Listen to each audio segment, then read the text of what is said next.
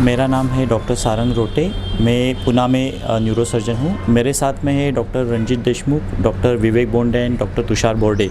ये तीनों भी न्यूरोसर्जन है। पुणे में हम अलग अलग एरिया में अलग अलग हॉस्पिटल्स में काम कर रहे हैं। 20 मार्च को पूरी दुनिया में एक्सीडेंट प्रिवेंशन के लिए और head injury prevention day celebrate किया जाता है। उसके लिए हम एक अगस्त महीने में एक नेशनल लेवल का कॉन्फ्रेंस ऑर्गेनाइज़ करने वाले हैं जो सिर्फ हेड इंजरी रिलेटेड है। तो ये पेशेंट का जो हमारा थीम रहेगा इसमें है कि एक्सीडेंट प्रिवेंट करना, उसका ट्रीटमेंट करना और बाद में उसका रिहेबिलिटेशन करना, क्योंकि इसमें सबसे इम्पोर्टेंट जो पार्ट आता है प्रिवेंशन। ट्रीटमेंट और रिहेबिलिटेशन तो हम हर पेशेंट का करते हैं, पर सबसे इम्पॉर्टेंट है अगर ये एक्सीडेंट प्रिवेंट किया जाए तो वो पेशेंट बहुत अच्छा रहता है। अगर किसी को हेड इंजरी रहती है तो ब्रेन टिश्यू या स्पाइन टिश्यू जो होता है वो वापस ग्रो नहीं होता है, तो वो परमानेंट डैमेज रहता है पेशेंट को। लगभग करीबन 1 लाख लोगों का जान जाता है साल में, और 10 लाख से ज़्यादा पेशेंट का जो होता है कुछ ना कुछ पैरालिसिस या डिफॉर्मिटी उनको रहता है। वो कभी भी नॉर्मल नहीं हो सकते। और जो एज ग्रुप है, एक्सीडेंट मोस्ट कॉमन कॉज है और उसमें से ज़्यादा जो लोग रहते हैं वो यंग एज रहते हैं जिनका प्रोडक्टिव एज ग्रुप रहता है, क्योंकि वो 2 व्हीलर्स पे जाते हैं। काफ़ी लोग जो है हेलमेट नहीं यूज़ करते। ये भी देखा गया है कि जो लोग हेलमेट यूज़ करते हैं उनका जो इंजरी होता है वो, और जिनको हेलमेट नहीं यूज़ किया उनका हेड इंजरी, इसमें बहुत डिफरेंस है। जिन्होंने हेड इंजरी किया है, हेलमेट पहना है, उनका हेड इंजरी माइल्ड होता है, तो उनमें पेशेंट बचने के चांसेस और उनको लाइफ लॉन्ग जो प्रॉब्लम्स होते हैं वो कम रहते हैं। ताकि जो पेशेंट ने हेलमेट नहीं यूज़ किया होता है उनमें जान जाने के चांसेस ज़्यादा होते हैं या सीवियर ब्रेन इंजरी उनको होती है। वैसे ही ड्राइविंग के टाइम पे सीट बेल्ट यूज़ करना बहुत इंपॉर्टेंट है कार ड्राइविंग के।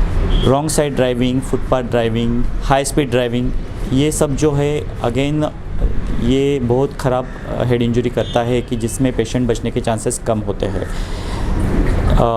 जो पेशेंट है जो समझो दीवार से गिर गया, उसको जो सर को चोट आती है वो, और जो पेशेंट हाई स्पीड व्हीकल पे रहता है उसको जो हेड इंजरी रहता है उसमें बहुत फ़र्क होता है। जो सिर्फ गिरा है उसको माइल्ड हेड इंजरी रहती है, तो वो लगभग 100% पूरा ठीक हो जाता है। लेकिन जो हाई स्पीड होता है, क्योंकि उसका ब्रेन इंजरी होता है, हाई वेलोसिटी इंजरी हो जाता है, तो वो ब्रेन में परमानेंट डैमेज होता है, और ना कि एक जगह लेकिन पूरे ब्रेन में भी फैल सकता है। तो उसके कारण पेशेंट का जान बचना बहुत मुश्किल हो जाता है, और अगर जान बचा तो भी पेशेंट कोमा में रहना या बेड रिडन रहना कॉन्शियस रह के भी ये ज़्यादा चांसेस होते हैं।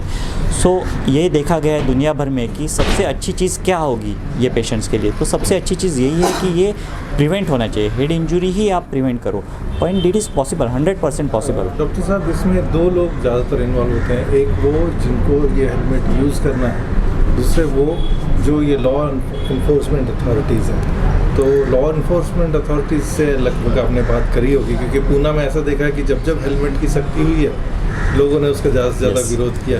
तो कुछ क्या ऐसा भी है कि वो हेलमेट पहनने से गंजापन आ जाना या नाड़ में तकलीफ होना, ऐसा भी कुछ है? नहीं, गंजापन आना वगैरह ऐसा नहीं आता है हेलमेट पहनने से। और डेफिनेटली जो अभी नए कमिश्नर आए उन्होंने तो हेलमेट कंपलसरी करने का भी अनाउंस किया हुआ है। सो डेफिनेटली सपोर्ट पुलिस या कमिश्नर जो है उनका सपोर्ट डेफिनेटली रहता है। पर मुझे लगता है कि सोसाइटी को ये कहीं तो भी महसूस होना चाहिए कि ये रूल्स जो है ये उनके सेफ्टी के लिए, और ये इनकी खुद की रिस्पॉन्सिबिलिटी है कि खुद का केयर करना चाहिए और ये हेलमेट वगैरह यूज़ करना चाहिए। और उससे इतने साइड इफ़ेक्ट नहीं है जितने उसके बेनिफिट है। साइड इफ़ेक्ट क्या है, सिर्फ एक थोड़ा सा हेवी लगता है उतना, बस दैट्स इट। बाकी उससे ऐसा गंजापन आना वगैरह तो बहुत छोटी बात है। जान जाती है अगर, तो उससे तो ये कभी भी बेटर ही है। गंजापन होने के लिए जिंदा रहना चाहिए ना, जिंदा रहोगे तो गंजापन आएगा। पूना में युवक ज़्यादा है, और युवक में ये भावना पहले हुई थी। पहले बहुत बार यहाँ पे हेलमेट की जो सख्ती हुई थी, तो ये चीज़ें हर कोई चीज़ को विरोध करना ये ओवरऑल इंडियन और पुणेकर का ये है। मैं 40-50 साल से पुणे में रहता हूँ, मगर उसको लॉ करके सख्ती करना यही मेरे ख्याल में बराबर उपाय है। लोगों की राय लेते रहेंगे तो लोगों को जब तक उनके घर में नहीं होता है, जब तक उनके आजू बाजू में खुद को नहीं होता है, तब तक लगता है कि ये कहाँ दूर हो रहा है। तो ये जो लॉ इन्फोर्समेंट अथॉरिटी है तो उनसे भी हम बात बात करेंगे, अभी तक नहीं की है, उनसे भी हम बात करेंगे। हमारे पहले कई न्यूरोसर्जन ने इन्होंने कोशिश की है, अलग अलग पार्टीज़ में इन्वॉल्व रहते हैं, पॉलिटिशियंस रहते हैं, लेजिस्लेशन रहते हैं, पुलिस रहता है, ये रहते हैं, फिर हमारे यहाँ पे बहुत सारे जागरूक मंच और ये लोग रहते हैं, उनका कुछ अपना खुद का ख्याल रहता है। तो इस सब लेवल पे हम फिर एक बार इन 3-4 महीनों में काम करेंगे। जी, इस प्रोग्राम के बारे में थोड़ा सा और डिटेल से आप बताएंगे कि कैसे आप बना रहे, क्योंकि 8, 9, 10 अगस्त में आप प्रोग्राम, इस दौरान आप क्या क्या प्रोग्राम अभी हेड इंजरी प्रिवेंशन जो है ये कुछ प्रोग्राम के बारे में? हाँ, तो ये प्रोग्राम जो हम कर रहे हैं उसमें हम नेशनल और इंटरनेशनल डॉक्टर लोग जो highest of the head injury के स्पेशलिस्ट है उनके सब व्यूज़ और उनके सब स्टडीज़ लेके आ रहे हैं। तो जिससे अपना जो ट्रीटमेंट प्रोटोकॉल्स है जो इंडिया में हम प्रैक्टिस कर रहे हैं, जो अब्रॉड प्रैक्टिस कर रहे हैं, उसका एनालिसिस करके जो भी अच्छे पॉसिबिलिटीज़ है अपने पेशेंट को ट्रीटमेंट करने के लिए, वो सब हम उसमें स्टडी करके वो इम्प्लीमेंट करने की कोशिश करेंगे। वो जो प्रोग्राम रहेगा वो डॉक्टर और पैरामेडिकल एंड मेडिकल वर्कर्स उनके लिए वो रहेगा। अभी जो हमारा एम है तब तक के लिए, अभी का एम ऐसा है कि अभी लोग जागरूकता सबसे ज़्यादा बढ़ाए कि जिससे हेलमेट का इम्पोर्टेंस लोगों को समझे। और दूसरी बात कि एक्सीडेंट होने के बाद में क्या ट्रीटमेंट रोड पे दे सकते हैं आप लोग, और हॉस्पिटल में लेके जाने के लिए क्या प्रिकॉशंस लेके कैसे कैरी कर सकते हैं हॉस्पिटल तक, इतना ये लोग जागरूकता करने की हमारी कोशिश है।